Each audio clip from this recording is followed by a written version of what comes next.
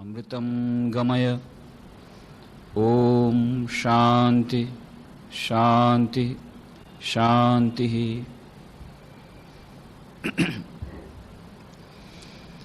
एकाग्रता अने ध्यान ए विषय पर आपणे के एकाग्रता अने ध्यान ए बंने आपणा दैनंदिन जीवन में तेमज आध्यात्मिक जीवन में केटला महत्वपूर्ण छे। एकाग्रता अने ध्यान ए बंने वच्चेनो संबंध शो छे। एकाग्रता अने ध्यान प्राप्त करवाना विभिन्न उपायो अने एकाग्रता अने ध्यान प्राप्त करवा माटे ज्यारे उपायो आपणे अजमावीए छीए, अभ्यास अने वैराग्य जे बे में मुख्य उपायो कह्या गीतामां, जेनी विशद चर्चा आपणे करी। एमां जे अंतरायो आवे छे, पतंजल योग सूत्रमां जे अंतरायो कह्या ए बधानी पण आपणे चर्चा करी। अहंकार अहंकारिता बंने वच्चेनो भेद, शरणागति उपाय ए अहंकारितामांथी छूटवानो, ए बधानी पण चर्चा करी। अने वारंवार एक वात जे आपणे कही रह्या छीए के एकाग्रता मेळववा माटे कोई एवो जादुई कीमियो नथी के जेना द्वारा आपणने इन्स्टंट समाधि मळी जाय अथवा इन्स्टंट कॉन्सन्ट्रेशन मळी जाय। घणा लोकोनी एवी इच्छा होय छे कि कोई एवो कोई जादुई कीमियो मळी जाय कि आपणुं मन एकदम एकाग्र थई जाय, कोई एवी दवा मळी जाय अथवा कोई एवो मंत्र मळी जाय अथवा कोई एवो स्पर्श करी दीए अने तरत ज आपणुं मन एकाग्र थई जाय। एवो कोई रेडीमेड फॉर्म्युला जो होय तो बहु मजा पड़ी जाए। पण अने एवी जातना केटलाक उपायो बतावे पण छे केटलाय लोको, पण आ छे आपणे पोतानी जातने छेतरावा माटे आपणे बधा समक्ष मूकीए छीए एवी वात थई जाय छे। पहला पण आपणे कह्युं हतुं के मननी एकाग्रता मेळववी ए सरळ नथी, अत्यंत कठिन कार्य छे। अर्जुन जेवा माटे दुष्कर कार्य हतुं ए दुष्कर कार्य आपणा माटे सरळ न बनी शके। महारथियो बुद्ध भगवान जेवा बुद्ध भगवान कहे छे के कोई एक व्यक्ति माटे हजारों योद्धाओं साथे एक हाथे लड़वू ए सरळ छे, पण पोताना मन साथे लड़वू एना करता वधु कठिन छे। आवा मनने वशमां राखवू, आवा मनने एकाग्र करवू, आवा मननी एकाग्रता मेळववी ए जो कोई एम समझे कि बहु सरळताथी मळी जशे, कोई रेडीमेड फॉर्म्युला द्वारा मळी जशे अथवा थोड़ाक रूपिया आपवाथी मळी जशे, के जेम कोई कहे छे $25 इन्स्टंट समाधि, बस तरत ज आपणे समाधिनो लाभ थई जशे, तो आपणे एवी रीते छेताई रह्या छीए जेवी रीते आपणे समाचार पत्रमां जाहिर खबर वांची $150 में रेफ्रिजरेटर मळशे अने आपणे रेफ्रिजरेटर बजारमांथी खरीदीने लई आव्या, पछी के वस्तु ठंडी थती नथी, क्यांथी ठंडी थाय? $150 में तो डबलू मळे, रेफ्रिजरेटर तो मळे नहीं। अने पछी कहे छे के अमे तो छेतराई गया। छेतराई एटला माटे गया कारण के आपणे छेतरावा माटे गया हता। आपणे सस्तामां બધું મેળવવા માંગીએ છીએ અને એટલા માટે સસ્તામાં મેળવવા માંગીએ છીએ, આપણે બીજાને છેતરવા માંગીએ છીએ કે ચાલો હું રેફ્રિજરેટર વાળાને છેતરી લઉં, $150 में एनु रेफ्रिजरेटर लई लऊं, पण एवी रीते कोई छेतरावा एटला सरळताथी तैयार नथी थता। एवी ज रीते मननी एकाग्रता ए आटली मोटी वस्तु ए कई एवी सरळताथी मळी जाय एवी वस्तु नथी। जो कदाच कोई एम कहेतुं होय कि हाँ अमारी पासे एवो फॉर्म्युला छे, बस आनाथी थई जशे, तो ए छेतरावानी वात छे। एटલું જ નહીં, આપણે ત્યાં સુધી પણ કહ્યું કે હિપ્નોટિઝમ વિશે જે સ્વામી વિવેકાનંદ વિસ્તારથી રાજયોગમાં ચર્ચા કરી કે જો તમે તમારા મન પર કોઈ બીજા મન દ્વારા અસર થવા દો તો તમે એના ગુલામ બની જાઓ છો, તમારું મન તમે વેચી મારો છો, અને એનાથી વધુ કોઈ વધુ દુષ્પરિણામ અથવા તો વધુ કરુણ ઘટના ન હોઈ શકે કે તમારું પોતાનું મન તમે વેચી દો। એટલા માટે પહેલી વાત તો कोई एवी व्यक्ति नहीं कि कोई एवो फॉर्म्युला नहीं कि जेथी आपने एवो जादुई कीमियो नहीं कि आपने लांबे गाड़े एक कोई थी मेळवेली एकाग्रता आपणे लांबे गाड़े लाभदायक निवड़शे। एना माटे लांबा गाळानी दीर्घकाल नैरंतर्य सत्कार्य सेवितः आ पतंजल योग सूत्र में एनो सूत्र आपी दीधुं। દીર્ઘકાળ સુધી સાધના કરવી પડશે, નિરંતર કરવી પડશે. દીર્ઘકાળ નિરંતર સત્કાર્ય સેવિત દળ ભૂમિ, ત્યારે દળ ભૂમિ થશે, ત્યારે એકાગ્રતા આવશે. તો એ માટેની પ્રાઇસ પે કરવા માટે તૈયાર રહેવું પડશે. સારું રેફ્રિજરેટર જોતું હશે તો એના માટે પૂરેપૂરી કિંમત ચૂકવવી પડશે.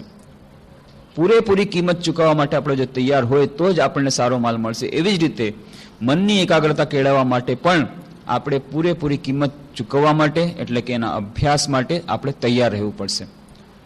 આ સૌથી પહેલી વાત આપણે હંમેશા ધ્યાન રાખવાની. નહીં તો આપણે ક્યારેક આપણું મન વિક્ષિપ્ત થઈ જાય છે, મન વિચલિત થઈ જાય છે. આ શું આટલી બધી આ ચર્ચા, આજે જ કોઈ કહી રહ્યું હતું આ 56 ચર્ચાઓ કરી, હજી સુધી મનને એકાગ્ર થતું નથી. એકાગ્રતા અને ધ્યાન 56 ચર્ચાઓ ચાલે છે. મેં કહ્યું હજી તો એકાગ્રતા ધ્યાનની પ્રારંભિક ચર્ચાઓ ચાલે છે. હજી તો અભ્યાસમાં તો ઊંડા ઉતર્યા જ નથી કોઈ. 1-2 વર્ષની વાત નથી. કેટલા મહાન સાધકો કહે છે 20 વર્ષ થયા, હજી ધ્યાનનો પ્રારંભ થયો નથી. ધ્યાનની પહેલાની જે સીડી છે, જે પહેલા સોપાન છે, જેને કહેવાય છે ધારણા, એ ધારણા પણ ક્યારેક થાય. એની પહેલા પ્રત્યાહાર કેટલાકને થાય છે.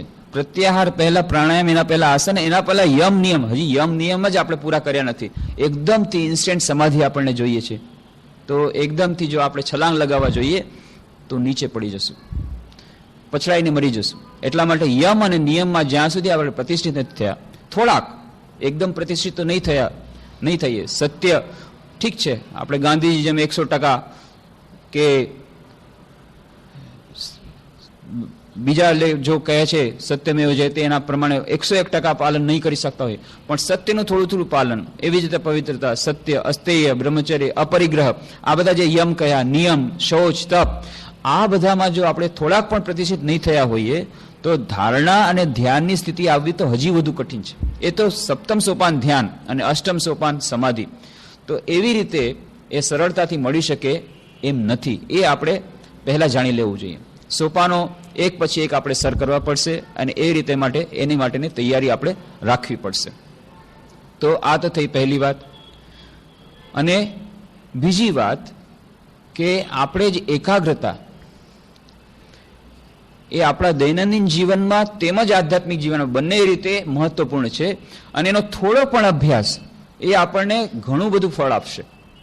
આ આપણા માટે આશાની વાણી છે. એક તો નિરંતર કરવું પડશે, ઘણી મોટી સાધના કરવી પડશે.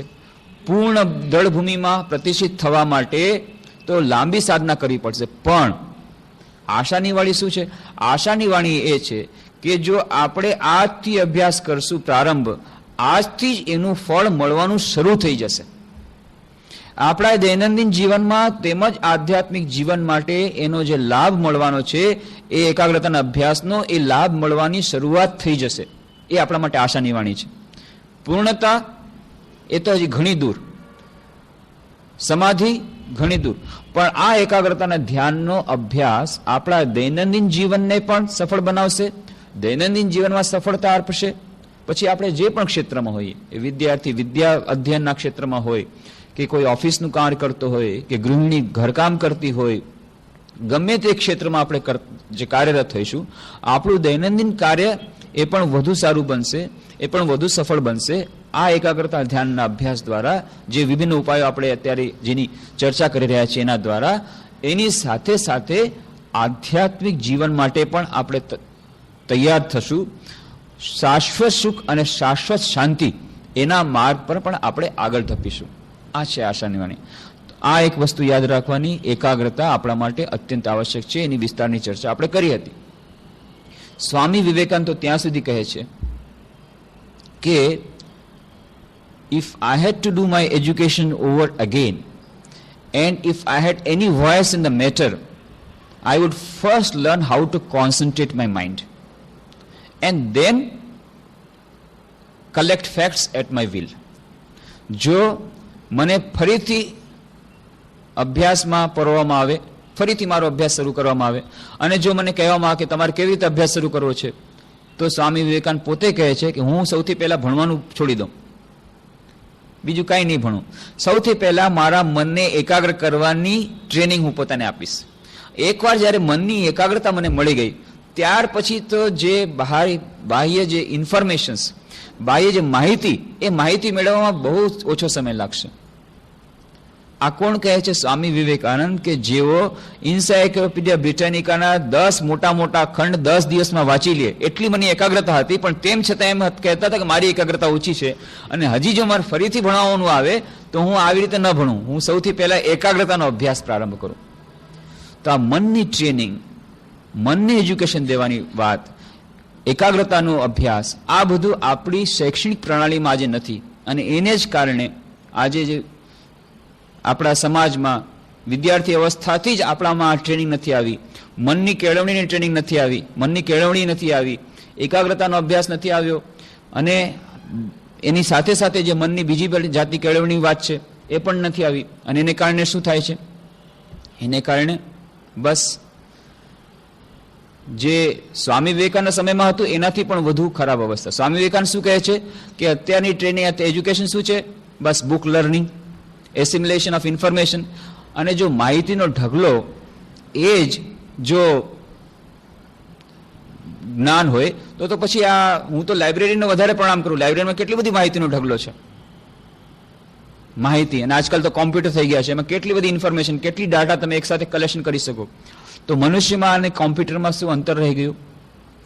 પણ આ જે આપણે અંદરનું મન છે, આપણી અંદર બુદ્ધિ છે, એને જે કેળવવાની છે, એકાગ્રતાની શક્તિ કેળવવાની છે, એ જાતની કોઈ ટ્રેનિંગ, એ કેળવણી આપણી કેળવણીનામાં અત્યારના શિક્ષણ જગતમાં નથી. અને એને જ કારણે યુવા સમાજ પણ એ દુઃખી થાય છે, સમાજ પૂરો પણ દુઃખી થાય છે. આજે જ મને કોઈ 2 જોક્સ સંભળાવી રહ્યા હતા કે કેવી જાતની શિક્ષણ, કે પહેલા તો હતું માહિતી, હવે તો માહિતી, જ્ઞાન માટેનું અર્જન એ તો ગયું, માહિતી માટેનું અર્જન એ પણ ગયું. હવે શું એકમાત્ર લક્ષ્ય? જેમ અર્જુનને પક્ષીની આંખ દેખાતી હતી, હવે શું બધા દેખાય છે? પરીક્ષા.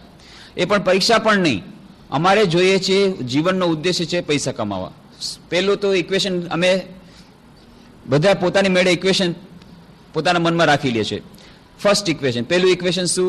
કે h is directly proportional to m, where h is equal to happiness, m is equal to money. જેટલા પૈસા પાસે હશે એટલું આપણને સુખ મળશે. આ પહેલા મનમાં આપણે માની લીધું. અચ્છા, હવે પૈસા મેળવવા માટે સારી નોકરી જોઈએ, સારી નોકરી મેળવવા માટે સારી ડિગ્રી જોઈએ.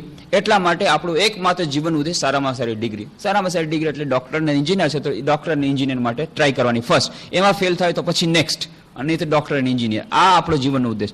એ ડિગ્રી જો વેચાતી મળતી હોય, જેમ કે બિહારમાં, યુપીમાં મળે છે તો બહુ સારું, તો પછી રૂપિયા દઈને ડિગ્રી લઈ લો ડાયરેક્ટ. અને ડિગ્રી વગર પણ જો નોકરી મળી જતી હોય તો ડિગ્રીની પરવા ન કરો, કારણ કે આપણને પૈસો જોઈએ છે, તો પૈસા માટે નોકરી જોઈએ છે, નોકરી માટે તેને ડિગ્રી જોઈએ છે. જો ડિગ્રી વગર નોકરી મળતી હોય તો ડિગ્રીની જરૂર નથી, પણ નોકરી માટે ડિગ્રીની જરૂર છે. ઠીક છે, તો ડિગ્રી પરચેસ કરી લ્યો. ડિગ્રી વેચાતી મળે છે? નથી મળતી. ક્યાંક ક્યાંક મળે છે, તો જ્યાંથી વેચાતી મળે છે મળી લે, પણ અહીં ગુજરાતમાં નથી મળતી. તો પછી તો ભણવું પડે, પરીક્ષામાં પાસ થવું પડે. અચ્છા ઠીક છે, તો પરીક્ષા આપી દો, કાં તમે આપી દો, કાં કોઈકને બેસાડી દો. તમને ના આવડતું હોય તો બીજા કોઈને બેસાડી દો. ગમે તેમ કરીને તમારે ડિગ્રી મેળવવા માટે થઈને નંબર મેળવવા છે તો કોઈ બીજાને બેસાડી દો. કોઈ બીજો બેસાડવા તૈયાર ન હોય તો તમે ચીટ લઈ જાઓ, પરીક્ષકની સાથે તમે બધું સાઠગાંઠ કરી લ્યો કે તમને બધું એલાવ કરે, નોટ્સ બનાવે, નોટ્સ પણ બીજા કોઈ બનાવે. અને બની શકે તો એ ન હોય તો એનાથી નીચું, જો એ પણ ન બની શકે તો થોડુંક વાંચવું પડે. શું થાય? બધું કંઈ નથી બનતું, ડિગ્રી પણ વેચાતી નથી મળી રહી, એટલા બધા પૈસા નથી કે કોઈ આપણી જગ્યાએ બેસી જાય. અને પરીક્ષક પણ અત્યારે આ વખતનો કંઈક એવો આવ્યો છે કે ના, એ તો એલાઉડ ચીટ તો નહીં કરે. તો એના માટે થઈને થોડું જે ભણવું પડે એ ભણવાનું, પણ એટલું ભણવાનું. 5 પ્રશ્ન જો આપણને મળી જાય, જે 5 પ્રશ્ન પરીક્ષામાં આવવાના, તો એ જ 5 પ્રશ્ન જ આપણે તૈયાર કરવાના.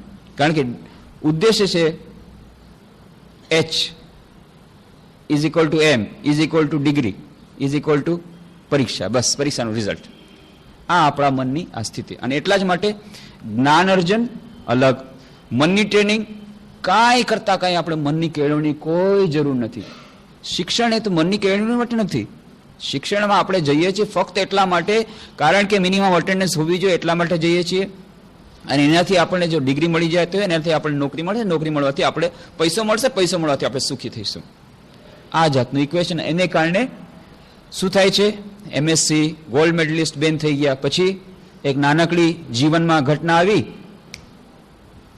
આત્મહત્યા. કારણ કે મનની તો કેળવણી મળી નથી.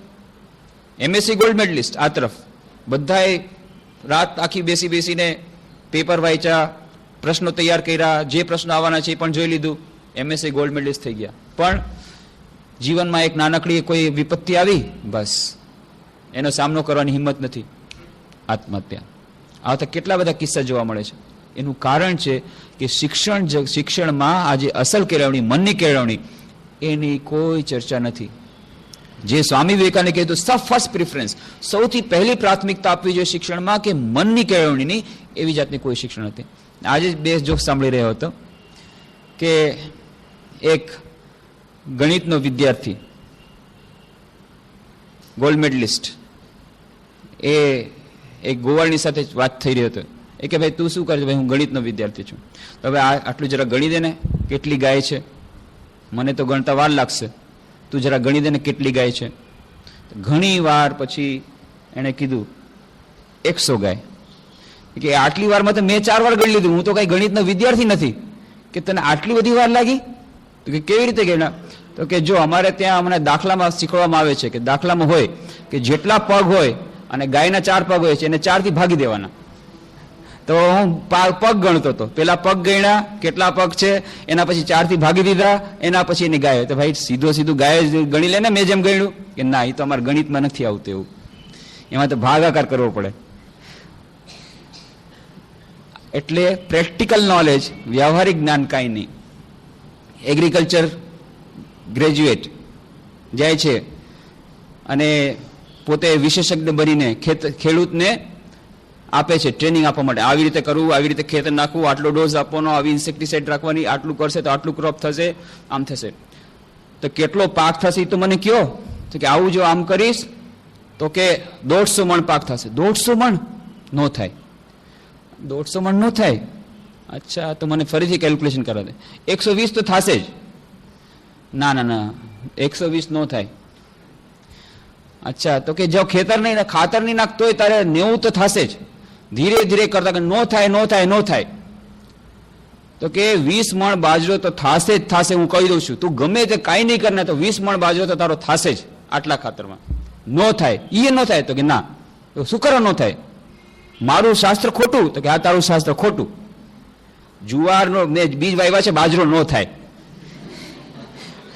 આ બાજરો નથી, આ જુવાર છે, બાજરો નો થાય આમાં. એ જેને ખબર નથી જુવાર છે કે બાજરો, કેની ખેતર છે એ ખબર નથી, બોલે જાય છે. પ્રેક્ટિકલ નોલેજ કાંઈ નથી, વ્યવહારિક નોલેજ નથી, બધું થિયોરિટિકલ. આવી જ રીતે આપણા દૈનંદિન જીવન માટે પણ આ એકાગ્રતા તો દરેક જગ્યાએ ક્ષેત્રમાં જરૂર પડે છે. એ ભણવામાં તો જરૂર પડશે જ, એના પછી પણ જીવનના દરેક ક્ષેત્રમાં એકાગ્રતાની જરૂર પડે. અને આપણે જ્યારે આધ્યાત્મિક સાધકોની વાત આવે છે ત્યારે તો આ મનની એકાગ્રતા એક મોટી સમસ્યા હોય છે. જે લોકો સાધના કરવા બેસે છે, ધ્યાન કરવા બેઠા, મન એકાગ્ર થતું નથી, ચંચળ છે, મન ચારે તરફ જાય છે. વિદ્યાર્થી ભણવા બેસે છે, આ એક જ સમસ્યા, મન ચારે તરફ ભટકે છે. હવે આ મન જે ભટકે છે એને કેવી રીતે પોતાના વિષયમાં લગાડવું, આ જ બધાની સમસ્યા. મન એકાગ્ર થતું નથી, બધા એક જ સમસ્યાની વાત કરે, મન એકાગ્ર થતું નથી. તો એના માટે 2 ઉપાયો. એક તો મન ક્યાં જાય છે, પેલા વિચાર કરવાનો કે મન ક્યાં જાય છે. કેટલીક વાર આધ્યાત્મિક સાધકો જ્યારે અભ્યાસ પ્રારંભ કરે છે ત્યારે શું થાય છે, જેમ આપણે વાત કરી હતી કે પૂર્વજન્મના સંસ્કારો હોય કે આપણા સબકોન્શિયસ માઇન્ડમાં, અચેતન મનમાં જે વિભિન્ન સંસ્કારો હોય, એ સંસ્કારો, એ જે અશુદ્ધિ એ બહાર કોન્શિયસ માઇન્ડમાં, ચેતન મનમાં આવી જાય છે. અને એને કારણે આપણે એમ વિચાર કરીએ છીએ કે અરે આ તો આપણે ધ્યાનનો અભ્યાસ પ્રારંભ કર્યો, એના કરતાં આપણે તો પહેલા સારા હતા. પણ એવી વાત નથી. આ મનની અશુદ્ધિ બહાર થઈ રહી છે, ક્લિનિંગ પ્રોસેસ સ્ટાર્ટ થઈ રહી છે, શુદ્ધિ અભિયાન ચાલી રહ્યું છે, અને એટલે આ અંદરનો કચરો બહાર આવી રહ્યો છે. તો આવી રીતે જે વિચારો આપણને નથી ગમતા એવા વિચારો આવે ત્યારે શું કરવાનું, ત્યારે આપણે એની ચર્ચા કરી હતી. બહુ સુંદર જે ઉદાહરણ આપ્યું હતું રામકૃષ્ણ મઠ મિશનના 10મા અધ્યક્ષ શ્રીમદ સ્વામી વીરેશ્વરાનંદજી મહારાજ, એમને એકવાર આ પ્રશ્ન પૂછવામાં આવ્યો. એક યુવકે પ્રશ્ન પૂછ્યો કે આવી રીતે ધ્યાન કરવા બેસું છું પણ મન બહુ જ ખરાબ છે, ખૂબ ખરાબ વિચારો આવે છે, અનિચ્છનીય વિચારો આવે છે, અને આથી મન મારું બહુ ખરાબ છે, શું કરવું? તો એમણે કહ્યું કે જુઓ, માની લ્યો તમે મારા ઓરડામાં આવો અને ત્યારે હું કોઈ પુસ્તક વાંચતો હોઉં અને હું તમારા તરફ ધ્યાન ન દઉં તો તમે શું કરશો? થોડી વાર રાહ જોશો અને પછી ચાલ્યા જશો. બસ એ જ કરવાનું. અને આશ્ચર્યની વાત, એ જ દિવસે એવી ઘટના બની હતી. એ યુવક મહારાજના ઓરડામાં ગયો હતો. મહારાજ ત્યારે પુસ્તક વાંચી રહ્યા હતા. થોડી વાર ઊભો રહ્યો, પછી એમને લાગ્યું કે ના, મહારાજને આપણે ડિસ્ટર્બ ન કરવા જોઈએ. ઘણી વાર થઈ ગઈ, ન જોયું, એટલે પોતે પાછા આવતો રહ્યો. અને એ જ ઉદાહરણ એ દિવસે સાંજના આપે છે કે કદાચ જો તમે મારા ઓરડામાં આવો અને જો હું ન જોઉં તમારા તરફ, તો તમે શું કરશો? બસ એબાઉટ ટર્ન. એવી જ રીતે જ્યારે કોઈ વિચાર આપણા મનમાં આવશે, એને જો આપણે મહત્વ આપશું તો હજી આપણા ઉપર હાવી થઈ જશે. પણ જો આપણે એને મહત્વ નહીં આપીએ તો એબાઉટ ટર્ન થઈ જશે. થોડીક વાર રાહ જોશે, એટલે વિચલિત નહીં થવાનું. અનિચ્છનીય વિચારો જ્યારે મનમાં આવે ત્યારે વિચલિત નહીં થવાનું. આ છે એક પ્રકારનું. બીજા પ્રકારના જે વિચારો આવે છે, એવા વિચારો આવે કે આપણે ભણવા બેઠા અથવા આપણે ધ્યાન કરવા બેઠા અને ત્યારે તરત જ આપણા દૈનંદિન વ્યવહારિક કાર્યોના વિચારો આવી જાય છે કે મારે આવતીકાલે આ કરવાનું છે. ત્યારે જ બધા વિચારો વધારે આવે છે કે આ કરવાનું છે, પેલો હિસાબ બાકી રહી ગયો છે. આ બધા વિચારો ધ્યાન વખતે જ આવે છે, આ બધા વિચારો ભણતી વખતે જ આવે છે. તો ત્યારે શું કરવાનું? એના માટેના બે ઉપાયો, પોઝિટિવ, નેગેટિવ. એક છે વિધેયાત્મક અને બીજું છે નકારાત્મક. તો નકારાત્મક વિચાર શું છે? નકારાત્મક વલણ શું છે? નકારાત્મક જે મેથડ છે, જે વિધિ છે, એમાં શું કરવાનું? એમાં છે કે સ્ટ્રોંગ વિલ પાવર, પોતાની ઈચ્છા શક્તિને મજબૂત કરવાની અને પોતાના મનને કહેવાનું, જુઓ આ મારો ધ્યાનનો સમય છે. પોતાના મનને કહેવાનું, આ મારો ધ્યાનનો સમય છે. મારા ધ્યાનના સમયમાં તમારે વિક્ષેપ નહીં પાડવાનો, તારે વિક્ષેપ નથી પાડવાનું. તારે આના માટે બજારની કોઈ કિંમતની વસ્તુ વિચારવી હોય તેના માટે તને બીજો ટાઈમ આપીશ, પણ ધ્યાન વખતે ગમે તે રીતે હું નહીં ચલાવી લઉં કે તું મને ડિસ્ટર્બ કરીશ. પોતાના મનને શાસન કરવાનું, પોતાના મનને ઉત્પીડન કરવાનું, પોતાના મનને શાસિત કરવાનું, અનુશાસનમાં રાખવાનું. જેમ નાના બાળકને કહે છે બરાબર સોટી વાગશે જો બરાબર તું નહીં કરીશ, એવી રીતે પોતાના મનને કહેવાનું કે ના, આ વખતે જો તો આડોવડો ગયો તો સોટી પડશે. પણ એ ક્યારે બનશે? કે જ્યારે એ આડાવડા વિચાર માટે એક ટાઈમ આપેલો હશે.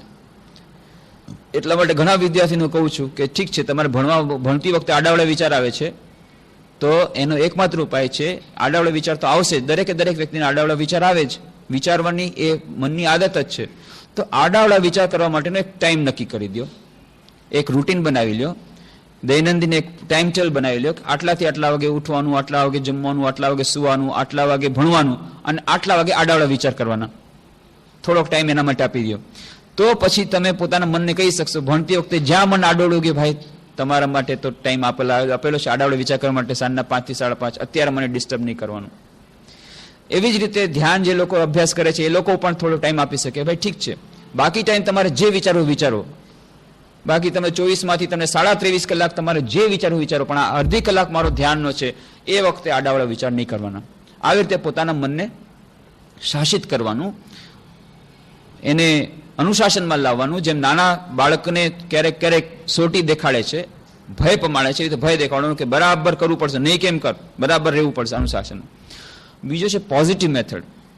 પોઝિટિવ મેથડ છે પોતાના મનને જેમ નાના બાળકને સમજાવે છે કે જો તું આટલું કરીશ ને, સવારના વહેલો ઉઠીશ તો તને દરરોજ ચોકલેટ મળશે. તો આવી રીતે પોતાના મનને મોટિવેટ કરવાનું. ઇન્સેન્ટિવ સ્કીમ હોય છે ફેક્ટરીઝમાં, મોટી મોટી કંપનીમાં ઇન્સેન્ટિવ સ્કીમ આપે છે કે તમે 8 કલાક તો કામ કરવાનું જ છે, એમાં આટલું પ્રોડક્શન કરવાનું છે, પણ તમે આનાથી વધુ પ્રોડક્શન કરો તો તમને ઇન્સેન્ટિવ સ્કીમ છે, એમાં તમને થોડાક બોનસ વધારે મળે. એવી રીતે ઇન્સેન્ટિવ સ્કીમ શરૂ કરવાની પોતાના મનને કે જો તો આ બરાબર મન એકાગ્ર રહેશે તો તને આ પ્રકારનું તને ભેટ મળશે, આ પ્રકારનું તને આનંદ મળશે. અને પોતાના મનને કહી શકીએ આપણે કે જો મને એકાગ્રતાળું રહેશે, જો એકાગ્રતા વધારીશ તો તને, જેમ ધ્યાન જે લોકો કરે છે કે જો તારું મન ભગવાનમાં લાગશે તો તને સચ્ચિદાનંદની પ્રાપ્તિ થશે, શાશ્વત સુખ, શાશ્વત આનંદ મળશે. જે લોકો ભણી રહ્યા છે કે જો તને એકાગ્રતા પ્રાપ્ત થશે તો તને સફળતા મળશે, એટલા માટે થઈને આ આડાવડા વિચાર કરવાનું બંધ કર. આવી રીતે લાલચ, એક તરફ લાલચ આપવાની, બીજી તરફ શાસન, પોઝિટિવ નેગેટિવ, આ મેથડ દ્વારા ધીરે ધીરે આપણે મનને એકાગ્ર, આ જે આડાવડા વિચારો આવે છે એમાંથી આપણે છૂટી શકીશું. અને આપણે જે કહ્યું હતું કે મન જેટલું આપણું નિયંત્રણમાં હશે એટલી આપણને એકાગ્રતાના અભ્યાસમાં સરળતા રહેશે. અને મન નિયંત્રણ માટે ઉપાય છે એક પ્રકારનું ટાઈમ ટેબલ બનાવવાનું. મન જેટલું નિયમિત થશે એટલું મન નિયંત્રિત થશે. અને મનને જો નિયમનમાં રાખવું હોય તો જીવનને નિયમિત કરવું પડે. તો ટાઈમ ટેબલ પ્રમાણે જો આપણે વર્તી શકીએ, જો કે બહુ કઠિન છે, બહુ જ કઠિન છે, કારણ કે બધાય પાસે પોતપોતાના બહાના હોય છે. મન પાસે તો ઘણા બધા બહાના હોય, આપણે બધા પાસે બહાના હોય કે અમારું તો કાંઈ નેઠો નહીં, નક્કી નહીં, ક્યારે સૂઈએ ક્યારે ઉઠીએ, ઊંઘ જ આવતી નથી, જે ટાઈમ આપણે કરીએ એ પ્રમાણે ઊંઘ ના આવે, જે પ્રમાણે ટાઈમ કહીએ એ પ્રમાણે મન ઉઠતા નથી, ઉઠી નથી શકતા. પછી અમારું પોતાના પાસે કાંઈ નથી, ગમે ત્યારે ગેસ્ટ આવી જાય, ગમે ત્યારે વિઝિટર આવી જાય, અમારા હાથમાં તો કંઈ છે જ નહીં. પણ તેમ છતાં જેટલા વેરિયેબલ્સ છે એને ધ્યાનમાં રાખીને આપણે વધારેમાં વધારે પ્રયત્ન કરીએ આપણા જીવનને નિયમિત બનાવવાનો. તો જેટલું નિયમિત જીવન બનશે એટલું મન નિયમિત બનશે, જેટલું મન નિયમિત બનશે એટલું મન નિયંત્રિત બનશે, જેટલું મન નિયંત્રિત બનશે એટલી આ મનની એકાગ્રતા મેળવવામાં સરળતા રહેશે. અને બીજું આપણે કહ્યું હતું, એક ઇક્વેશન આપ્યું હતું, C is directly proportional to P, where C is equal to concentration of mind and P is equal to purity of mind. મન જેટલું શુદ્ધ થશે એટલી આ મનની એકાગ્રતા મેળવવામાં આપણને સરળતા મળશે.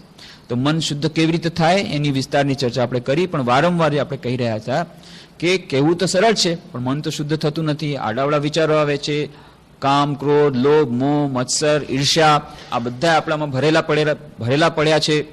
એના માટે શું કરવું? તો એના માટે વિભિન્ન ઉપાયોની આપણે ચર્ચા કરી, યમ નિયમની વાત કરી, આજે દૈનંદિન રૂટીનની વાત કરી. અને એના જ પ્રસંગમાં આપણે કહી રહ્યા હતા કે આ ધ્યાનનો અભ્યાસ કરવા જતા, એકાગ્રતાનો અભ્યાસ કરવા જતા આ જે મનની અશુદ્ધિ જે આપણને નડતરરૂપ બને છે, બાધારૂપ બને છે, અને મનની શુદ્ધિ જે આપણી મનની એકાગ્રતા માટે અત્યંત આવશ્યક છે, એના માટે બે મોટા હથિયારો આપણી પાસે આવે છે. અને એ છે ભગવાનનું નામ અને પ્રાર્થના.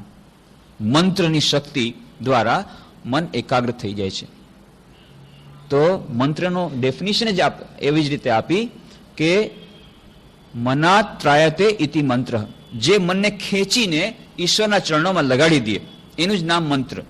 અને એ મંત્રના વિશે આપણે વિસ્તારની ચર્ચા કરી, કેવી રીતે ઓમકાર, પ્રણવ મંત્ર, એની વિસ્તારની ચર્ચા કરી કે શબ્દ બ્રહ્મ, સ્ફોટથી જાણે કે આ સૃષ્ટિની ઉત્પત્તિ થઈ, એટલે શબ્દ અને બ્રહ્મ એ બંને વચ્ચેનો સંબંધ, અને સમસ્ત વિશ્વની સૃષ્ટિ જ જાણે શબ્દથી થઈ છે. અને એટલા માટે જ સ્વામી વિવેકાનંદે જે કહ્યું હતું, માઇક્રોકોઝમ અને મેક્રોકોઝમ, જે અલ્મોડામાં એક પેલા ઝાડ નીચે એમને એક મોટી અનુભૂતિ થઈ હતી, અને એમણે કહ્યું હતું કે આ જે શરૂઆતમાં વિશ્વના પ્રારંભમાં જ જે શબ્દ બ્રહ્મથી શરૂઆત થઈ, તો શબ્દ બ્રહ્મ દ્વારા આ મન એકાગ્ર થવામાં ઘણી સફળતા મળે છે, ઘણી આપણને મદદ મળે છે. અને એના માટે ઓમકારનો મંત્ર, પ્રણવ મંત્ર, એની ઉપાસના, પ્રણવ મંત્રમાં મુંડકોપનિષદમાં શું કહ્યું, કઠોપનિષદમાં એના માટે શું કહ્યું, એના માટે સ્વામી વિવેકાનંદે રાજયોગમાં અને ભક્તિયોગમાં જે વિસ્તારથી ચર્ચા કરી છે કે અ, ઉ, મ, આ 3 વોવેલ્સ દ્વારા આખી જાણે કે એ શબ્દોની વ્યુત્પત્તિને બધું આવી જાય છે. અને એટલા માટે ઓમકારના મંત્રનો જપનો અર્થ, અને પતંજલિ યોગસૂત્રમાં પણ જેની ચર્ચા થઈ છે, તદ જપસ તદ અર્થ ભાવનમ, આવી રીતે ઓમકારના મંત્રના ઉપર જપ કરવાથી, એના અર્થના ઉપર ધ્યાન કરવાથી મન એકાગ્ર થાય છે. એ બધી ચર્ચા આપણે કરી. અને વિભિન્ન સંપ્રદાયોમાં આ મંત્રના જપની, શબ્દ બ્રહ્મની ઉપાસનાની, શબ્દ બ્રહ્મના મહત્વની કેટલી બધી વાર્તાઓ આવે છે, એની પણ આપણે વાર્તાઓ કરી. તો મા શારદા દેવી જેમ કહેતા હતા કે ઈશ્વરનું નામ લેવાથી ઈશ્વરમાં ધ્યાનમાં મન લાગશે. તો નામનો જપ કરવાનો, the easiest and the best way of solving problems of life is to take the name of the lord of Shri Ramakrishna in silence. જીવનની સમસ્ત સમસ્યાઓનો સમાધાન માટે સરળમાં સરળ ઉપાય છે ઈશ્વરનું નામ લેવું. અને સ્વામી બ્રહ્માનંદજી જે કહ્યું હતું, let the wheel of the name of God go round and round amidst all the activities of life. જીવનની દરેક દિનચર્યામાં આજે ભગવાનના નામના મંત્રનો જે યંત્ર છે, આ યંત્ર જેમ ચક્કો ચાલે એમ અમે આખો let the wheel of the name of God go round and round amidst all the activities of life. એનાથી હૃદયની બધી જે કલુષિતતા છે એ ધીરે ધીરે દૂર થઈ જશે.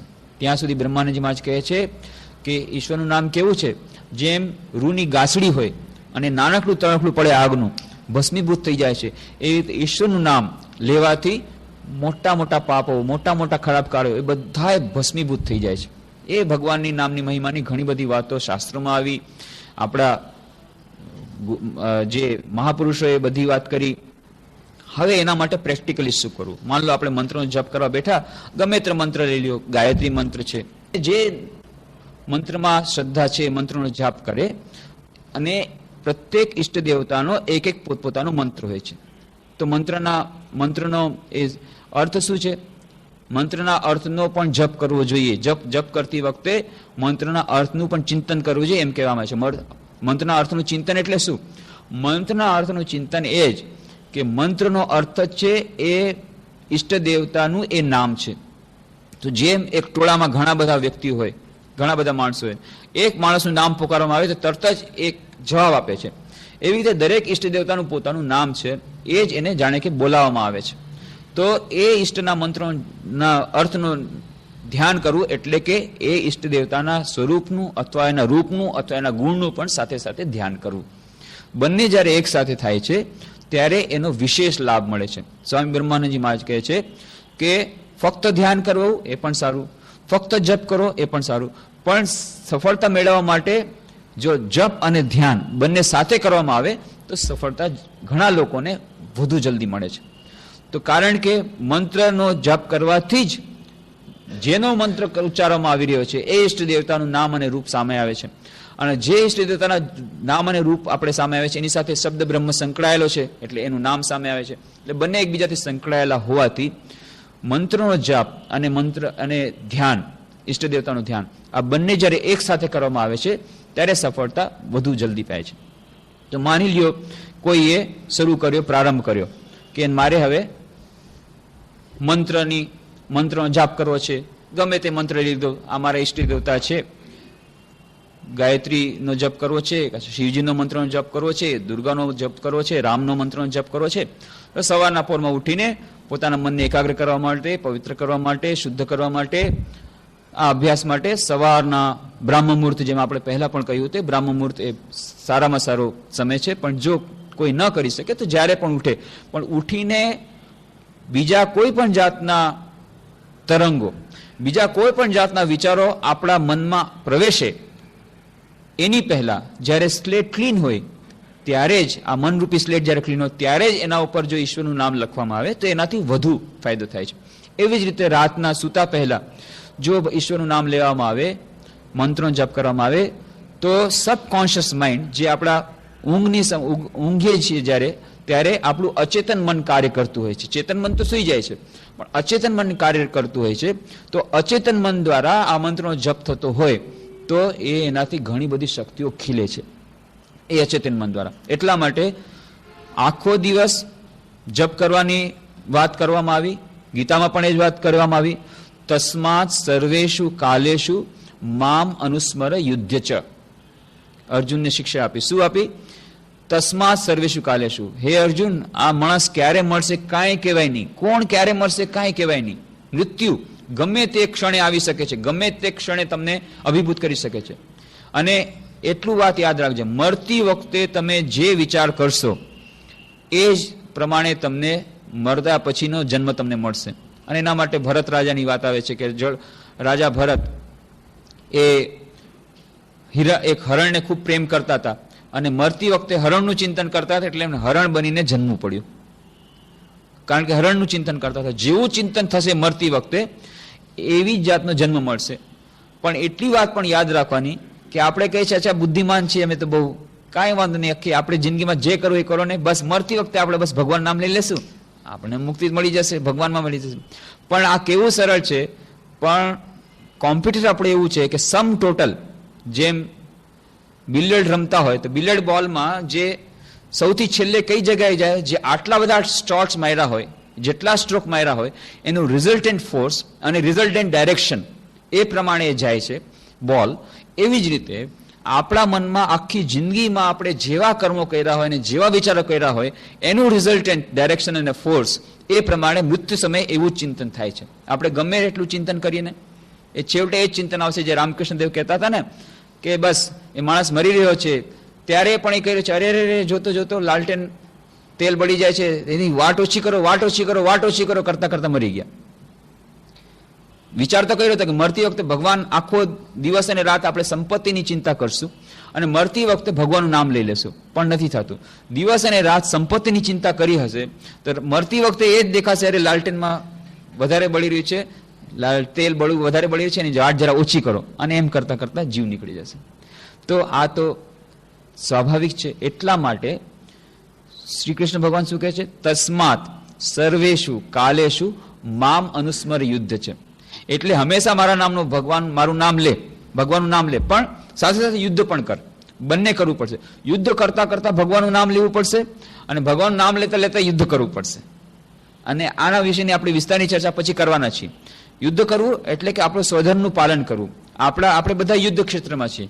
બધાએ કોઈ ભણવાના ક્ષેત્રમાં છે, કોઈ ભણાવવાના ક્ષેત્રમાં છે, કોઈ ઓફિસના કામમાં છે, કોઈ રસોઈના કામમાં છે. આ બધું કાર્ય કરતા કરતા આપણે ધ્યાન અને એકાગ્રતા કેવી રીતે મેળવી શકીએ? કાર્ય અને ઉપાસના આ બંને વચ્ચેનો શું સંબંધ છે, બંને વચ્ચે કેવી રીતે સામંજસ્ય થઈ શકે એની વિસ્તારની ચર્ચા આપણે કરવાના છીએ. જેમ અત્યારે આપણે જપ અને પ્રાર્થના સાથે ધ્યાનનો જે સંબંધ છે એની ચર્ચા આપણે કરી રહ્યા છીએ. એના પછી આપણે વર્ક એન્ડ વર્શિપ, ઉપાસના અને કાર્ય, એના વિશેની ચર્ચા આપણે કરવાની છે. પણ અત્યારે પૂરતું એટલું જ કે જે શ્રી કૃષ્ણ ભગવાને આપ્યો કે મામ અનુસ્મર યુદ્ધ છે. યુદ્ધ કરતા કરતા, મારું સ્મરણ કરતા કરતા યુદ્ધ કર. તો એટલે 24 કલાક તો આપણે ભગવાન નામ લેવાનું છે. એવી જાતનું આપણો પણ સવારના ઉઠીને એકવાર અને રાતના સૂતી વખતે આ બે તો અવશ્ય લેવું જોઈએ. જ્યારે ક્લીન સ્લેટ હોય ત્યારે અને રાતના જ્યારે આપણે અચેતન મન માટે અચેતન મન આપણું તૈયાર થઈ રહ્યું છે ત્યારે. તો એના માટે માની લ્યો આપણે કોઈ પણ એક મંત્ર લઈ લીધો, તો ભગવાનના નામનો ગમે તે મંત્ર, જેને જે નામમાં શ્રદ્ધા હોય, પણ શ્રદ્ધા રાખવી પડશે.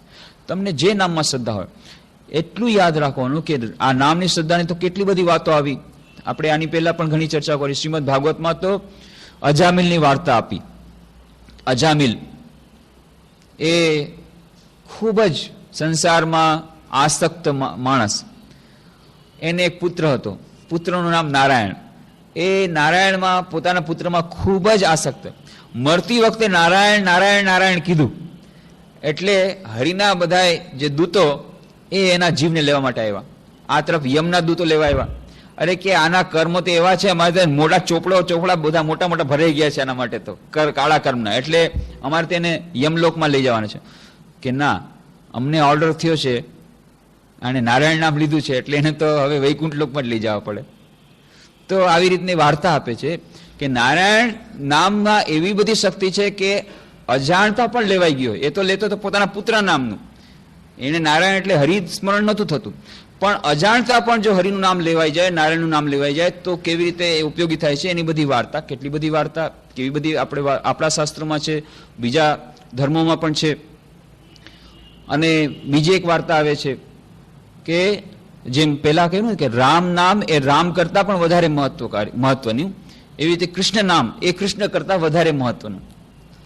તો એકવાર સત્યભામાને એવી ઈચ્છા થઈ કે હું દાન કરું. તો દાન કરું તો કૃષ્ણ ભગવાનને હું ત્રાજવામાં તોડીશ અને બીજા પલડામાં હું સોનું રાખીશ, એટલું સોનું હું દાન કરીશ. આવો સંકલ્પ કર્યો.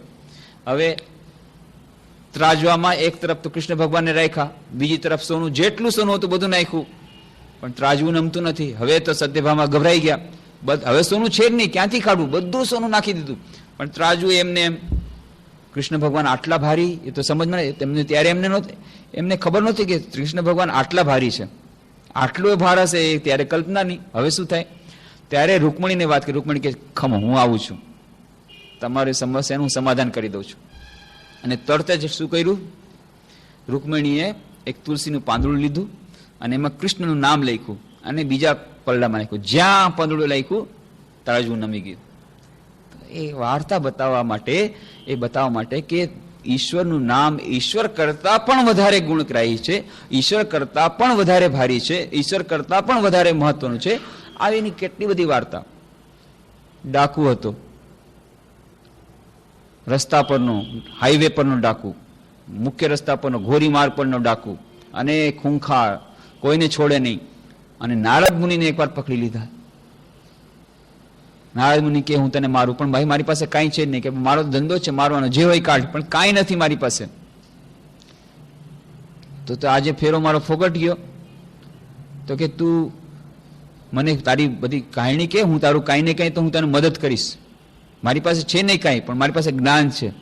તું બતાવ, મારે તારે હું કેવી રીતે તને મદદ કરી શકું. તું તારી વિતક કથા કે, તારું શું છે શું નહીં, તું શું કરે છે, તારી સ્ટોરી બતાવ. કે જો હું તો ડાકુ છું, અને આવી રીતે જે આવે બધાને લૂંટું, મારી નાખું, લૂંટું, અને લૂંટીને મોજ મજા કરું છું. આ મારો ધંધો છે. કોઈ દિવસ વિચાર કર્યો છે કે આવી રીતે લૂંટે છે એનાથી જે તને પાપ થાય છે, એ પાપને કારણે તને કેટલું દુઃખ સહન કરવું પડશે, એની કોઈ ચિંતા કરી છે કે? એ મને તો મેં નથી સાંભળ્યું. પાપથી કંઈ દુઃખ થાય? તો કે હા, જેટલા પાપ કર્મ તમે કરો, ખરાબ કર્મ કરો, તો કર્મનો સિદ્ધાંત એવો છે કે તમે પાપ કરશો કે ખરાબ કામ કરશો તો એનું ફળ તમને દુઃખ રૂપે મળશે, કોઈ ને કોઈ જાતનું તને દુઃખ પડશે. હવે તું એક વિચાર કરી લે કે જો આટલું બધું તું દુઃખ ભેગું કરી રહ્યો છે તારા ભવિષ્ય માટે, અત્યારે પૈસા જે તું કરે છે તે કમાય છે કોના માટે? હા, મારા બૈરી છોકરા માટે. બૈરી છોકરા માટે તેને આટલું બધું પાપ કરે છે, પણ એ લોકો કઈ તારા પાપમાં સહભાગી થવાના છે? પાપમાંથી તને જે દુઃખ મળશે એ દુઃખ માટે એ સહભાગી થશે? એ તો પેલા પૂછ્યો, મને અહીં બાંધી દે, હું અહીંયા જ છું. તું પેલા ઘરે જઈને પૂછી આવ કે તું આટલું બધું જે એકઠું કરે છે ધન દોલત, એ તો તે વિતરણ કરી દીધું, એમાં તો એ લોકો ભાગી બન્યા, પાર્ટનરશિપ કરી લીધી. પણ આની સાથે જે પાપનું ભરણ, પાપ જે કમાય છે એ પાપમાં એ લોકો ભાગી બનવાના છે કે એમાં પાર્ટનરશિપ કરશે કે નહીં? પૂછ્યા, હું અહીંયા જ છું, મને બાંધી દે. ઝાડમાં બાંધી દીધો. પૂછવા ગયો કે ભાઈ તમને લોકોને ખબર છે હું તમને લોકોને કેવી રીતે ધન દોલત ને આટલા બધા સરસ સરસ કપડાં આપું છું, સરસ સોનામહોર આપું છું, આપણું ખાવાનું આપું છું, તમને આ બધી વસ્તુ લાવી દઉં છું નવી નવી, કેવી રીતે લાવું છું તમને ખબર નથી? કે ના, એ તમને ખબર નથી. પિતા તરીકે તમારી ફરજ છે, પતિ તરીકે તમારી ફરજ છે, તમે લાવો છો, અમે મજા કરીએ છીએ. કે જુઓ, હું ડાકુ છું, રાતના બધાને લૂંટું છું, હત્યા કરું છું. હે, હત્યા કરે છે, લૂંટે છે બધાને? હા, અને એથી પછી તમને લાવી દઉં છું. અરે, તમને કીધું નહીં અત્યાર સુધી તો અમે જતો કે તમે સારી રીતે કમાય છે? કે ના. હવે આમાં મેં એમ સાંભળ્યું છે કે આનાથી જે પાપ થવાનું છે તો એ પાપમાં તમે સહભાગી બનશો ને? તારા પાપમાં અમે સહભાગી બનીએ? તું આવા ખરાબ કામ કરે એમાં અમે શું કરવા ભાગી બનીએ? તારું કર્તવ્ય છે બૈરી છોકરાને કમાઈને ખવડાવવાનું, એટલા માટે તું કમાઈને ખવડાવીશ, અમે ખાશું, તારા પાપના ભાગી એમ બનવાનું નથી. હવે આની આંખ ખુલી ગઈ. હે, પાપ મારા માથે, પૈસા બધા આને પાસે? એ નહીં, તરત જ આવીને કહે દયા કરો, દયા કરો. અરે, આ તો હું સપડાઈ ગયો. આ પાપ તો કેટલું બધું મેં એકઠું કર્યું છે. હું તો એમ જ માનતો હતો કે આ લોકો પાપમાં ભાગી બનશે. આ લોકો કે ના, સુખમાં અમે ભાગી બનશું, દુઃખ તારે એકલાને સહન કરવાનું. તો કે જોયું ને, કોઈ પાપમાં તારે સહભાગી નહીં, એટલે આ પાપનો ધંધો છોડ. હવે શું કર કે આટલું બધું પાપ કર્યું છે તો પુણ્ય કમા. એ બધે એકબીજાને ન્યુટ્રલાઇઝ કરશે. એના માટે થઈને તપસ્યા કર. ઠીક છે, હું તપસ્યા કરીશ, તો મને કોઈ મંત્ર આપો. જો તને સર્વશ્રેષ્ઠ મંત્ર આપું છું, આ મંત્રનો જાપ કરવાથી તારો બધાય પાપ કપાઈ જશે. મેરો મન રામ હિ રામ રટે રે, કોટિક પાપ કટે રે. તો કોટી કોટી પાપ તારા કપાઈ જશે. રામ નામનો મંત્ર આપ્યો.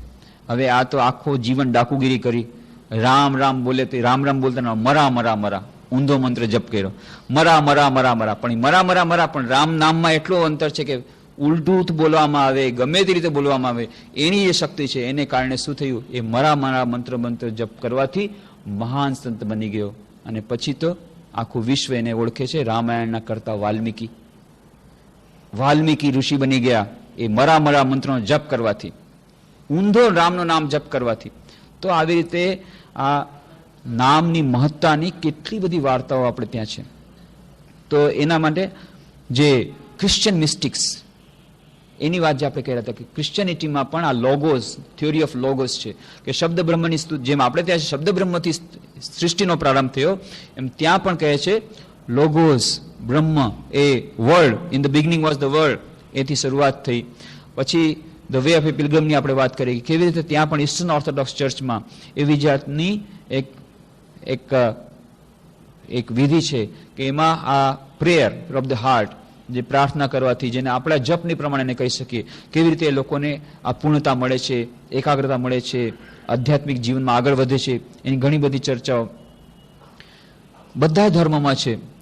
જ્યારે થોડા વર્ષો પૂર્વે જવાનું થયું ત્યાં બોધ ગયા પટનાથી થોડેક આગળ ગયા છે, જ્યાં પિંડદાન દેવામાં આવે છે, અને ગયાથી થોડેક જ દૂર છે બોધ ગયા, જ્યાં બોધિ વૃક્ષ નીચે ભગવાન બુદ્ધને પ્રાપ્તિ થઈ હતી, બોધિની પ્રાપ્તિ થઈ હતી. એ બોધિ જે વૃક્ષ છે ત્યાં જ મોટી અત્યારે મંદિર બન્યું છે, ભગવાન બુદ્ધનું મંદિર છે, અને ત્યાં મહાબોધિ સોસાયટીની ધર્મશાળા છે, અને એ લોકોની ત્યાં બીજા બધા પણ જાતના આશ્રમો છે. તો એ થોડા વર્ષો પૂર્વેની વાત છે. ત્યાં જવાનું થયું બોધ ગયા તીર્થયાત્રામાં. ત્યારે અચાનક અમે જઈને જોયું કે ઘણા લોકો છે, ત્યાં ઘણા લોકો આવેલા છે. શું વાત છે? ત્યારે ખબર પડી કે દલાઈ લામા આવેલા છે, એટલા માટે આટલી બધી વાત છે. તો અનાયાસે સંજોગ મળી ગયો. બીજે દિવસે સવારે જોયું દલાઈ લામા બેઠા છે, એની સાથે ઘણા બધા ભિક્ષુઓ, બૌદ્ધ ભિક્ષુઓ, અને ખૂબ અત્યંત પવિત્ર વાતાવરણ, અને બોલતા કાંઈ નથી, બસ મરક હસે છે. એમને જોઈને જ આનંદ થાય, એવી સરસ પ્લીઝિંગ પર્સનાલિટી દલાઈ લામા. બસ, અને વચમાં આ બધા ચેન્ટિંગ કરે છે, બધા બૌદ્ધ મંત્રોનો જાપ કરે છે, અને બેઠા બેઠા મરક હસે છે. એ દલાઈ લામાને જોવાનું મળ્યું. પછી બીજે દિવસે સવારે જોયું બૌદ્ધ ભિક્ષુઓ ઓમ નમો મણિ પદ્મને હુમ આ મંત્રનો જપ કરે છે. જપ કરતા કરતા બધા ચક્કર મારી રહ્યા છે આખા મોનેસ્ટ્રીમાં, આખા એ પ્રાંગણમાં. સુંદર દૃશ્ય. તો એ બૌદ્ધ ભિક્ષુઓ પણ, બૌદ્ધમાં કેટલાક લોકો હોય છે જપમાં નથી માનતા, એ લોકો છે જ્ઞાન માર્ગી, જે થેરાવાદી બુદ્ધિઝમ. પછી જે લોકો જાપાનમાં જે બુદ્ધિઝમ આવ્યું એમાં ભક્તિ માર્ગ પ્રવેશ્યો છે, એ લોકો અમિદા બુદ્ધને માને છે. ટિબેટના જે સાધુઓ જે આવ્યા હતા તે દિવસે ટિબેટના વધારે ભિક્ષુઓ હતા, બૌદ્ધ ભિક્ષુઓ, એ લોકો ઓમ નમો મણિ પદ્મને હુમ આ મંત્રનો જપ કરે. આ એ મંત્રના જપની એમાં વિશેષ એ પ્રકારનું એમાં મહત્વ રહેલું છે. ગુરુ નાનકે પણ ભગવાનના નામના ભગવાન નામનો મંત્રનો જપ કરવાનો અથવા ભગવાનનું નામ લેવાનું, કીર્તન કરવાનું, એના ઉપર વિશેષ ભાર મૂક્યો છે. તો બધા ધર્મોમાં કોઈ ને કોઈ પ્રકારે આ મંત્રના જપ ઉપર, નામ ઉપર, શબ્દ બ્રહ્મનો મહત્વ, જે આપણે મોડર્ન સાયન્ટિસ્ટને પણ વાત કરી કે આજના વૈજ્ઞાનિકો પણ MSRT ટેકનિક ડેવલપ કરી રહ્યા છે, માઇન્ડ સાઉન્ડ રેઝોનન્સ ટેકનિક, એના દ્વારા એ લોકોએ જે એક્સપેરિમેન્ટ કર્યા છે. માઇન્ડ સાઉન્ડ રેઝોનન્સ ટેકનિક, કે મનની જે વિચારો અને સાઉન્ડ બ્રહ્મ, એ જે સાઉન્ડ, એ ધ્વનિ, એ બંને વચ્ચેનો શું સંબંધ છે, અને એથી કેવી રીતે મન એકાગ્ર થાય છે, એના જે એક્સપેરિમેન્ટ એ લોકો કર્યા. ફક્ત મનુષ્યો પર નહીં પણ વનસ્પતિ પર પણ એના જે પ્રભાવ પડે છે એની પણ આપણે ચર્ચા કરી હતી. તો આ શબ્દ બ્રહ્મ, નામના જપ, મંત્રનો જાપ, એની સાથે આ ધ્યાન, આ બંને ખૂબ ગાઢ રીતે સંકળાયેલા છે. મંત્રનો જાપ જેટલો કરશું એટલું આપણને ધ્યાનમાં મદદરૂપ નીવડશે. એવી જ રીતે ધ્યાન કરવાથી મંત્રનો જાપ છે એની ક્વોલિટી, એની ગુણવત્તા વધશે. આ બંને એકબીજાના પરિપૂરક છે, અને બંને એક સાથે કરવાથી ઘણો વધુ લાભ થાય છે. બીજી રીતે પણ મનને એકાગ્ર કરવું હોય, મન ખૂબ ચંચળ થઈ ગયું છે, કોઈ પણ રીતે કોઈ આપણે ચોપડી વાંચવામાં મન નથી લાગતું મન અત્યંત વિક્ષિપ્ત છે. કોઈ જાતનો કાં તો ક્રોધનો આવેશ આવી ગયો છે, કાં કોઈ એવી જાતની દુર્ઘટના સાંભળી છે, કે ગમે ત્યારે મન ખૂબ જ ચંચળ છે. કોઈ પણ રીતે કામ, ક્રોધ, લોભ, મોહ, ઈર્ષા, ગમે તેમ એકાદ વસ્તુને કારણે મન અત્યંત વિક્ષિપ્ત છે, અત્યંત ચંચળ છે. પુસ્તકો વાંચવાનું કહો તો પુસ્તક વાંચીશ નહીં, એને જ્ઞાન આપવાનું ત્યારે વાત કહો હું સાંભળીશ નહીં, તમે આ ભાષણ સાંભળો નહીં સાંભળું, કાંઈ કરતા કાંઈ. જ્યારે મન કોઈ પણ રીતે એ શાંત થવા માટે તૈયાર નથી, અત્યંત વિક્ષિપ્ત અવસ્થામાં છે, ત્યારે પણ આ શબ્દ બ્રહ્મનો એવો જાદુ છે કે મંત્રનો જાપ ભલે ને મેકેનિકલ થાય, એનાથી ધીરે ધીરે મન આવે છે કંટ્રોલ. ત્યારે ધ્યાન તો નહીં થઈ શકે, કારણ કે મન વિક્ષિપ્ત છે, ધ્યાન તો થઈ જ નથી શકતું, મન ચારે તરફ ભમે છે. પણ મંત્રના જાપમાં એટલી બધી શક્તિ છે, મંત્રમાં પોતામાં એવી શક્તિ છે. અને ખાસ કરીને ગુરુ પાસેથી જો મંત્ર મળ્યો હોય, જે મંત્ર દીક્ષા દ્વારા મંત્ર મળેલો, એમાં તો વિશેષ શક્તિ હોય જ. અમસ્તુ પણ મંત્ર દીક્ષા ન થઈ હોય તો ભગવાનના નામમાં જ એવી જાતની શક્તિ છે. અથવા ભગવાનનું નામ ન લ્યો તો પોતાનું નામ લ્યો, એની વાત કરશું. ટેનિસન પોતાનું જ નામ એણે લીધું, એ બીજા કોઈ ભગવાન નથી માનતો, પણ એને પોતાના નામ દ્વારા એને સમાધિ પ્રાપ્ત થઈ. તો નામની એટલી બધી મહત્તા છે. તો નામ તો જો પોતાના નામથી આવું થતું તો ભગવાનનું નામ લે તો ખરેખર એમાં તો લાભ થાય, એમાં નવાઈ નથી. તો આવી રીતે અત્યંત વિક્ષિપ્ત અવસ્થા હોય, ચંચળ અવસ્થા હોય, ત્યારે મંત્રનો જાપ એ અત્યંત મહત્વપૂર્ણ પુરવાર થાય છે. એની પોતાની શક્તિ છે અને ધીરે ધીરે મંત્ર એ મન આવે છે. ભલે ગમતું ન હોય ત્યારે મંત્રનો જાપ કરવાની પણ ઈચ્છા ન થતી હોય ત્યારે પણ રામકૃષ્ણ દેવ કહે છે ઠીક છે, તમને ભગવાન નામ નથી ગમતું ને તો ઠીક છે, તોય ભગવાન નામ લ્યો, પણ નથી ગમતું તોય લ્યો. કેમ? અને ઉદાહરણ આપે છે કે જુઓ, જેને રોગ થઈ ગયો હોય એને મિશ્રી ન ભાવે, મિશ્રી ન ભાવે. એ રોગ થઈ ગયો હોય ત્યારે મિશ્રી ન ભાવે. એ મિશ્રી પણ કડવી લાગે છે, પણ એ રોગની દવા એ છે મિશ્રી ખાવાની, પણ નથી ભાવતી, પણ દવા આ છે. પછી ધીરે ધીરે મિશ્રી ખાવાથી કમળાનો રોગ જ્યારે દૂર થઈ ગયો ત્યાર પછી હવે કે હા હવે મિશ્રી બરાબર મીઠી લાગે છે, બસ તો હવે રોગ દૂર થઈ ગયો. તો રોગ શું છે? અત્યારે ભગવાન નામ ગમતું જ નથી, ભગવાન નામ જ નથી લેવું ગમતું. આ તો રોગ છે. દવા શું છે? ભગવાન નામ લેવું. મિશ્રી નથી ગમતી, કડવી લાગે છે, ઠીક છે, કારણ કમળો થયો છે, રોગ થયો છે, ભવરોગ થઈ ગયો છે, એટલે અત્યારે ભગવાન નામ નહીં ગમે. રોગની દવા શું છે? રોગની દવા એ છે કે મિશ્રી લેવાની, પણ મિશ્રી કડવી લાગે છે. મિશ્રી મીઠી છે, પણ તમને અત્યારે કડવી લાગે છે કારણ કે તમને રોગ થઈ ગયો છે. આપણને રોગ થઈ ગયો છે એટલે મીઠી નથી લાગતી, કડવી લાગે છે. ભગવાન નામ લેવા, આ શું ભગવાન નામની વાત કરો છો? હા, બીજું કઈ સારી વાત કરો ને. ભગવાન નામ ભગવાન કરો છો. કોઈ ભગવાન નામ જગ્યા શું ભગવાન આખો દિવસ ભગવાન કરો છો? કંઈક સારી વાત કરો ને, પ્રેક્ટિકલ ક્યાંય વાત કરો ને. કેમ? મિશ્રી અત્યારે કડવી લાગી રહી છે, અને બીજું બધું સારું લાગી રહ્યું છે. કમળાનો રોગ થયો છે. ઉપાય છે મિશ્રી. કમળા રોગના દર્દી માટે મિશ્રી એ જ એકમાત્ર ઉપાય છે. આ દવા છે, દવા લેવી પડશે, ભલે અત્યારે કડવી લાગે. દવાની જેમ જો લેશું એક વખત એવો આવશે કમળાનો રોગ દૂર થઈ જશે. રોગ દૂર થઈ ગયા પછી મિશ્રી મીઠી લાગશે. તો અત્યારે ભગવાનનું નામ આપણને કડવું લાગે છે, પણ ધ્યાનમાં આગળ વધવું હશે, એકાગ્રતા અને ધ્યાનના અભ્યાસમાં આગળ વધવું હશે, આધ્યાત્મિક સાધનામાં આગળ વધવું હશે, તો ભગવાનના નામનો જપ એ અત્યંત મહત્વપૂર્ણ છે. ન ગમતું હોય તોય એપોઇન્ટેડ ટાઈમે આપણે જે ટાઈમ નક્કી કર્યો છે બેસવું પડશે. ન ગમતું હોય તે લેવું પડશે. કડવી લાગે છે મિશ્રી તોય ખાવી પડશે. એવી રીતે બળજબરીથી ધીરે ધીરે અભ્યાસ કરવાથી, થોડી ખાવાથી ધીરે આપણો રોગ દૂર થશે, અને પછી આપણને મિશ્રી મીઠી લાગશે. પછી તો કેવું નહીં પડે. પછી તો જેમ વે ઓફ પિલગ્રીમની વાત, રશિયન પિલગ્રીમની વાત આવે છે, 24 કલાક પોતાની મેળે ભગવાન નામ ચાલે છે, એવી સ્થિતિ આવી જાય બસ તો પછી કંઈ કેવું જ નહીં. પણ એ ઘણું દૂર છે. પણ અત્યારે મેકેનિકલ. પાછી કેટલાક લોકો બહુ સરસ હોય છે, એટલા બુદ્ધિમાન હોય છે, બહુ બુદ્ધિમાન હોય છે કે હું ભગવાન નામમાં માનતો નથી, લેવામાં નથી માનતો. કેમ? હું જ્યારે ભગવાન નામ લઉં છું ને ત્યારે મન આડું ભમે છે. એવું ભગવાન નામ લેવાથી શું ફાયદો? હા, એ તો શો પીસ, એ તો શો છે, એ તો હિપોક્રાઇસી છે. I don't believe in hypocrisy. એટલા માટે ભગવાન નામ છોડી દઉં છું. જે વાત કરી હતી કે ગાંધીજીને એક બેને ટપાલ લખી. ગાંધીજી આપનો લેખમાં વાંચ્યો કે ભગવાનનું નામ લેતી વખતે જો ભગવાનનું નામ તમે લેતા હો અને મન આડું ભટકે અને બીજા બધા તમે આડાવડા વિચાર કરો તો એ ડોળ છે, એ ડોળ કહેવાય. એટલા માટે મેં આ વાંચ્યું અને પછી મેં હવે ભગવાન નામ લેવાનું છોડી દીધું છે. અને ત્યારે ગાંધીજી બહુ સુંદર જવાબ, બેન તમે જરાક ઊંધું સમજ્યા. મેં મારો કહેવાનો આશય એ હતો કે ભગવાન નામ લેતી વખતે આડાવડા વિચાર કરવા એ ડોળ છે, પણ મેં ડોળ છોડવાનું કીધું તો તમને ભગવાન નામ લેવાનું છોડવાનું નહોતું કીધું. આપણે બુદ્ધિમાન થઈ કે ભગવાન નામ લેવાથી ફાયદો નથી. કેમ? મારે એ બધો ડોળ જ કહેવાય. નામ આડું મન ભરતું હોય અને આ તરફ મન આપણે ભગવાન નામ લેતા હોઈએ, એ બરાબર નહીં. એટલે શું કર્યું? ભગવાન નામ લેવાનું છોડી દીધું. પણ કહેવાનું શું છે? ભગવાનનું નામ તો લેવાનું, સાથે સાથે ડોળ ન થાય એનું જોવાનું, એ આપણે કરવાનું છે. એના માટે થઈને હા, એ વાત અલગ છે. કેટલાક લોકો હોય છે કે એક હાથે માળા હોય, માળા પણ લેતા હોય ને આ તરફ ભાવ પૂછતા હોય, કેટલા 4 આના, 2 આના, 6 આના, મૂળાનો ભાવ શું છે, આ તરફ જપ કરે છે. તો એ ડોળ છે, તો બરાબર છે કે જાણી કરીને એ જ વખતે બધી વાત, જપ કરતી વખતે બધી વાત ચાલે કે ઓલો છોકરો આવ્યો કે નહીં, આ સ્કૂલથી આવ્યો છે કે નહીં, કેટલા ડોસીમાં છે, આ તરફ મંત્રનો જપ ચાલે છે શ્રી કૃષ્ણ શરણમમાં, અને આ તરફ આ બધું ચાલે છે, કેટલા કિલો આનો કિલ્લાનો ભાવ શું, બધું વાત એ ત્યારે જ જપ કરતી. એ તો ડોળ કહેવાય. પણ આપણે જો સિન્સિયરલી ટ્રાય કરી રહ્યા હોઈએ, આપણે જો બરાબર પ્રયત્ન કરી રહ્યા હોય કે ભગવાન નામ લેવાનો, છતાં મન આડું ભમતું હોય, પણ આપણે પ્રયત્ન કરી રહ્યા છીએ કે નહીં એ જોવાનું. આપણે જાણી કરીને ત્યારે શાકભાજીનો ભાવ પૂછતા હોઈએ તો એ ડોળ કહેવાય. પણ એ ભગવાનના નામ લેવાથી કોઈ મતલબ નથી. પણ આપણે જો પ્રયત્ન કરતા હોઈએ અને એ મંત્રનો જાપ અથવા ભગવાન નામ લેવાનું મેકેનિકલ બની જાય છે. કેટલાક કહે છે મેકેનિકલ જપ કરવાથી શું ફાયદો?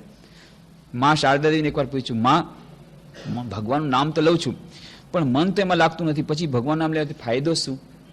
ફાયદો શું? નામ તો લાગતું, મન તો લાગતું નથી, તો ભગવાન નામ લેવાથી ફાયદો શું? માએ કીધું બહુ સરસ દુરાણી, પણ જુઓ તમે માની લો નદીને કિનારે ઊભા છો, હવે તમે નદીમાં તમે જાઓ અને તમે સ્નાન કરી આવો તો પણ સ્નાન થયું, અને માની લો તમે ઊભા છો ને તમને કોઈ ધક્કો માર્યો તો એ તમારું સ્નાન થઈ ગયું ને. તો એવી રીતે તમને જો પોતાની મેળે મન ભગવાનમાં લાગી જાય, ભગવાનનું નામ લેશો અને મન ભગવાનમાં લાગી ગયું તો તમને લાભ થશે જ. પણ તમારું મન ભગવાનમાં નથી લાગતું તેમ છતાં તમે ભગવાનનું નામ લ્યો છો, એનાથી પણ તમારું સ્નાન થઈ જશે, એનાથી પણ ફાયદો થશે. કેમ? ભગવાનના નામમાં જ એવી શક્તિ છે. ધીરે ધીરે મન જે વિક્ષિપ્ત અવસ્થા છે એમાંથી તમને સારી અવસ્થા લાવશે, મનને પવિત્ર બનાવશે, મનને શુદ્ધ બનાવશે. ભગવાનના નામમાં, મંત્રમાં એવી શક્તિ છે કે મનને શુદ્ધ બનાવશે. એટલા માટે મેકેનિકલ હોય તો મેકેનિકલ પણ આપણે જપ કરવાનો જ છે. તો આની વિસ્તારની ચર્ચા ભગવાનના નામ અને એ ધ્યાન વચ્ચેનો સંબંધ, પ્રાર્થના અને ધ્યાન વચ્ચેનો સંબંધ, અને આપણા દૈનંદિન કાર્યો, વર્ક એન્ડ વર્શિપ, એ બંને વચ્ચેનો સંબંધ, આ બધાની વિસ્તારની ચર્ચા આપણે આવતા શનિવારે નહીં, બહારગામ જવાનું છે તો એના પછીના શનિવારે એટલે કે 1 જાન્યુઆરીએ કરવાનો પ્રયત્ન કરશું. ઓમ શાંતિ શાંતિ શાંતિ. હરિ ઓમ તત્સત. શ્રી રામ કૃષ્ણાર્પણમસ્તુ.